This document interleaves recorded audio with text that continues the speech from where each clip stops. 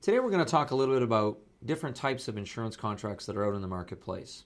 And often when I'm talking to consumers, they say, well, what are the different types and how do they work for me and my family? That's a great question.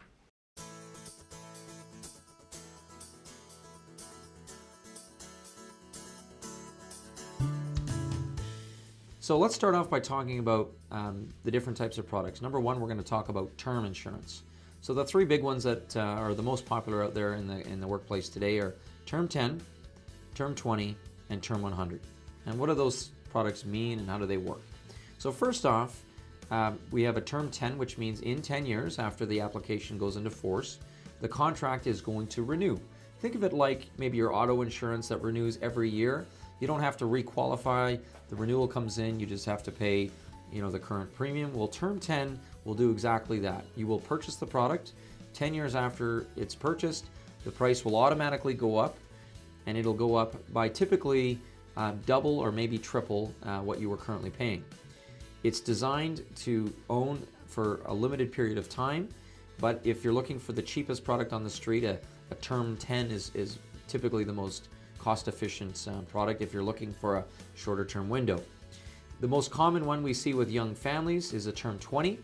So you've had some children born into the household, and now you're going to have this great expense or liability, if you will, for the family to protect them for the next 20 years. So Term 20 will look after that need. Finally, another common product is Term 100. That one again will renew and expire, if you will, at year 100. These are pure insurance products. There's no added benefits to them. And think of it like you're renting the coverage versus owning the coverage. And please understand how the renewals work when you purchase them, because many consumers that I bump into don't realize that the product will go up after so many years. Another product that is out there on the permanent side is something known as Universal Life. So this is kind of a combination of whole life insurance and term insurance kind of combined. And what it looks like is it's a permanent product where you have term insurance built in, and so it can be term plus permanent combined, and so the cost will be a little higher than term insurance, but what it essentially does is it has an investment component, and that investment component can earn you tax-free investments inside the contract to a point someday where this individual insurance product will now be paid up, and you no longer will have to pay for insurance premiums on an annual basis.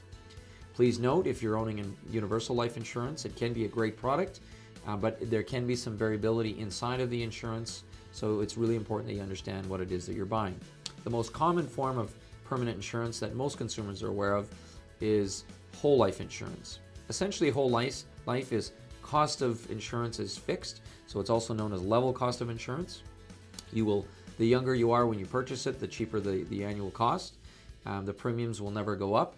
And eventually, like Universal Life, if you pay into it long enough, it can be what's known as paid up. These are your three biggest products that are out there right now when it comes to term, Universal Life, and whole life. That was a great question.